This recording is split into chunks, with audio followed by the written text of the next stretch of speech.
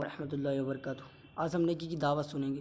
الحمدللہ عز و جل، ہم مسلمان ہیں اور مسلمان کا ہر کام اللہ عز و جل اور اس کے پیارے رسول پیارے حبیب صلی اللہ علیہ وسلم کی خوشنودی کے لیے ہونا چاہیے، مگر بدقسمتی سے ہماری اکثریت نیکی کے راستے سے دور ہوتی جا رہی ہے۔ شاید اسی وجہ سے ہمیں طرح طرح کی پریشانیوں کا سامنا ہے۔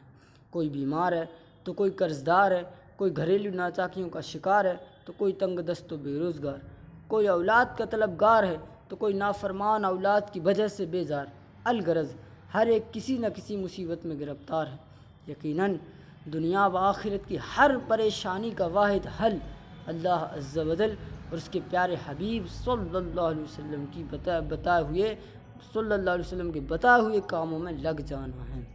مسلمانوں کے لیے سب سے پہلا فرض نماز ہے، مگر افسوس کہ ہماری مسجدیں ویران ہیں۔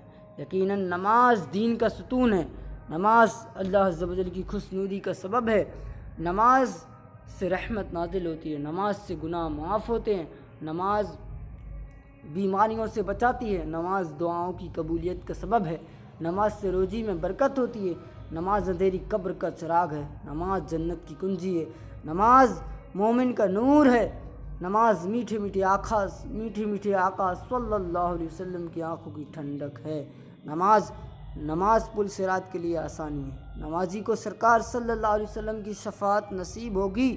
بے نمازی سے اللہ عز و جل ناراض ہوتا ہے، جو جان بوجھ کر ایک نماز بھی چھوڑ دیتا ہے اس کا نام جہنم کے دروازے پر لکھ دیا جاتا ہے۔ زندگی بے حد مختصر ہے، یقیناً سمجھدار وہی ہے جو جتنا دنیا میں رہنا اتنا دنیا کے لیے، اور جتنا عرصہ قبر و آخرت کا ہے اتنی قبر و آخرت کی تیاری میں مشغول رہے۔